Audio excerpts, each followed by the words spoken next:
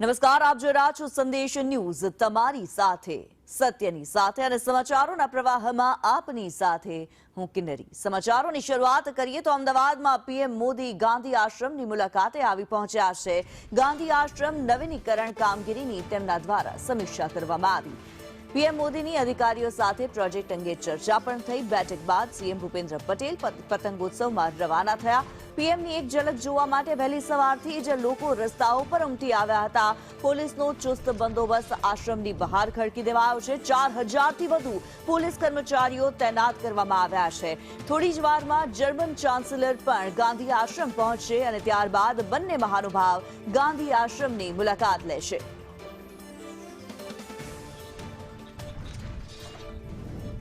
ત્યારે ગાંધી આશ્રમથી અમારી સાથે કશ્યપ જોશી લાઈવ જોડાયેલા છે। કશ્યપ, જે પ્રમાણે પીએમ મોદી ગાંધી આશ્રમની મુલાકાતે પહોંચ્યા છે, કઈ રીતનો છે આ કાર્યક્રમ?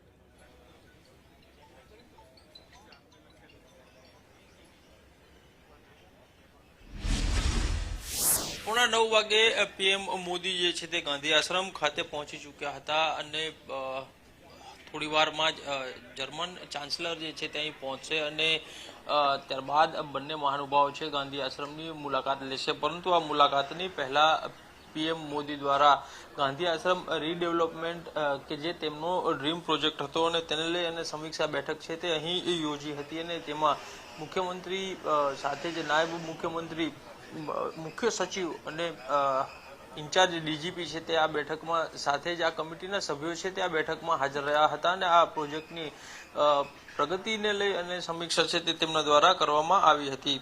12 માર્ચ 2024 પુનઃનિર્માણની કામગીરી છે તે શરૂ કરવામાં આવી હતી અને આ 1200 કરોડનો આ પ્રોજેક્ટ છે ને હાલ તેની કામગીરી જે છે તે ચાલી રહી છે। સમગ્ર એરિયાની જો વાત કરીએ તો 55 એકરમાં આ સમગ્ર આશ્રમ જે છે તે રીડેવલપમેન્ટની કામગીરી છે તે અત્યારે ચાલી રહી છે અને ગાંધી આશ્રમને એક વિશ્વસ્તરીય સ્મારક તરીકે ઓળખ મળે તે મુજબનું પ્લાનિંગ સાથે અહીં રીડેવલપમેન્ટની કામગીરી જે છે તે કરવામાં આવી રહી છે। સત્યાગ્રહ હોય કે પછી સ્વાતંત્ર્ય સંગ્રામને દર્શાવતા ઇન્ટરેક્ટિવ પ્રદર્શનો છે તે અહીં ગોઠવવામાં આવનાર છે। વ્યાખ્યાન કેન્દ્ર હશે, ફૂડ કોર્ટ સહિતની સુવિધાઓ છે તે અહીં ઊભી કરવામાં આવશે અને સિવાય જો વાત કરીએ તો ભાવિ પેઢી માટે થઈને પ્રેરણારૂપ બને તેવું એક સ્મારક છે તે અહીં તૈયાર કરવામાં આવનાર છે અને આ પ્રોજેક્ટ છે તેની સમીક્ષાની બેઠક જે છે તે પીએમ દ્વારા યોજવામાં આવી હતી અને બેઠક જે છે તે પૂર્ણ થઈ ચૂકી છે। મુખ્યમંત્રી અને નાયબ મુખ્યમંત્રી અહીંથી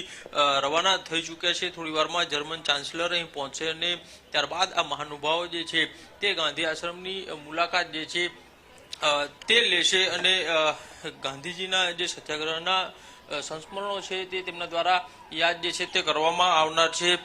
જર્મન ચાન્સલર સિવાય જો વાત કરીએ તો અનેક મહાનુભાવો જે છે વિદેશી મહેમાનો અહીં ગાંધી આશ્રમની મુલાકાત જે છે તે લઈ ચૂક્યા છે અને આજે થોડી વારમાં જ આ જર્મન ચાન્સલર પહોંચશે, ગાંધી આશ્રમની મુલાકાત લેશે અને ત્યારબાદ અહીંથી બંને મહાનુભાવો છે તે પતંગ ઉત્સવ માટે થઈ રવાના થશે। જી બિલકુલ કશ્યપ, જે પ્રમાણે પીએમ મોદી ગાંધી આશ્રમ ખાતે પહોંચ્યા છે, જર્મન ચાન્સેલર પણ જ્યારે ગાંધી આશ્રમ ખાતે પહોંચવાના છે, કઈ રીતનો કાર્યક્રમ ગાંધી આશ્રમ ખાતે રહેશે?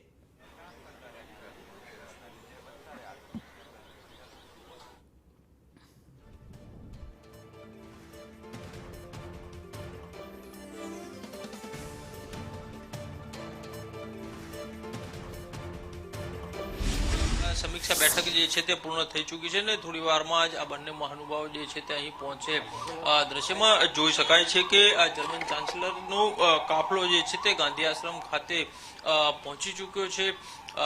આ અગાઉ જાપાનના પ્રેસિડેન્ટ હોય કે પછી ચીનના પ્રેસિડેન્ટ હોય, ફ્રાન્સના પ્રેસિડેન્ટ હોય, અમેરિકાના પ્રેસિડેન્ટ હોય, તે તમામ અહીં મુલાકાત લઈ ચૂક્યા છે અને જે કોઈ વિદેશી મહેમાનો અહીં આવે છે તે તમામ વિદેશી મહેમાનો જે છે તે ચોક્કસ અહીં મુલાકાત માટે થઈ અને પહોંચતા હોય છે।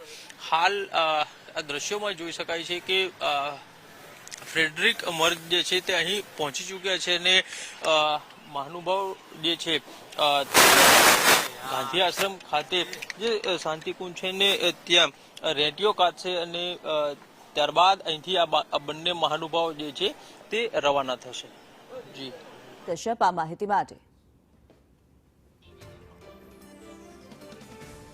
ત્યારે પીએમ મોદી હાલ ગાંધી આશ્રમ ખાતે પહોંચ્યા છે. ગાંધી આશ્રમનું જે નવીનીકરણ કરવામાં આવી રહ્યું છે, લગભગ 1200 કરોડના ખર્ચે આ જે પ્રોજેક્ટ હાથ ધરવામાં આવ્યો છે. પીએમ મોદીનો આ ડ્રીમ પ્રોજેક્ટ કે જેનું નિરીક્ષણ અને સમીક્ષા પીએમ મોદી દ્વારા કરવામાં આવી છે.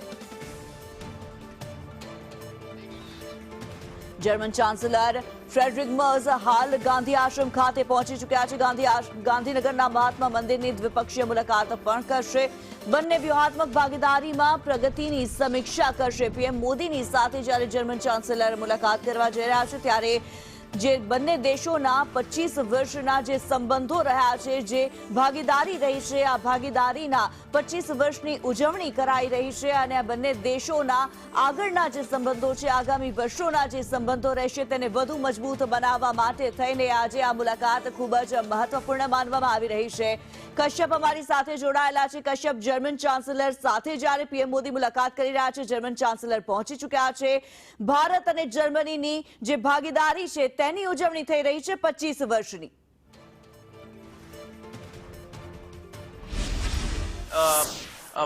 જે ઐતિહાસિક ગાંધી આશ્રમ છે, જ્યાંથી લડત જે છે તે ગાંધીજી દ્વારા લડવામાં આવી હતી અને તે સ્થળની મુલાકાત જે છે તે આ જર્મન ચાન્સેલર જે છે ફ્રેડરિક મર્ઝ તે લેવા માટે થઈને પહોંચ્યા છે. પીએમ મોદી બેઠક પૂર્ણ કરી અને આશ્રમ ખાતે પહોંચી ચૂક્યા છે અને ત્યાં શાંતિકુંજ છે ને ત્યાં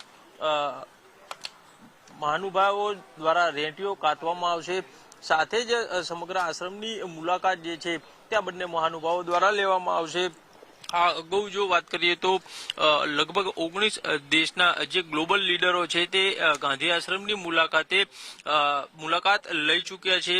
વર્ષ 2014માં પીએમ નરેન્દ્ર મોદી જ્યારે પીએમ બન્યા અને ત્યારબાદથી અત્યાર સુધીની જોઈએ તો 19 જેટલા ગ્લોબલ લીડર છે તે અહીં મુલાકાત લઈ ચૂક્યા છે અને આ ગાંધી આશ્રમની મુલાકાત પૂર્ણ કરી અને ત્યારબાદ પીએમ મોદી અને જર્મન ચાન્સેલર જે છે તે અહીંથી પતંગોત્સવમાં જશે અને ત્યાં પતંગોત્સવનું ઉદઘાટન તેમના દ્વારા કરવામાં આવશે અને ત્યારબાદ અહીંથી મહાત્મા મંદિર ખાતે થઈ અને દ્વિપક્ષીય બેઠક છે તેમાં તે હાજરી આપશે અને ત્યારબાદના કાર્યક્રમની જો વાત કરીએ તો જર્મન ડેલિગેશન છે તેની સાથે મુલાકાત જે છે તે કરવામાં આવશે અને ત્યારબાદ તેની સાથે પીએમ નરેન્દ્ર મોદી જે છે તે લંચ કરશે અને બપોર બાદ અહીંથી દિલ્હી જવા રવાના થશે. જી ધન્યવાદ કશ્યપ આ માહિતી માટે.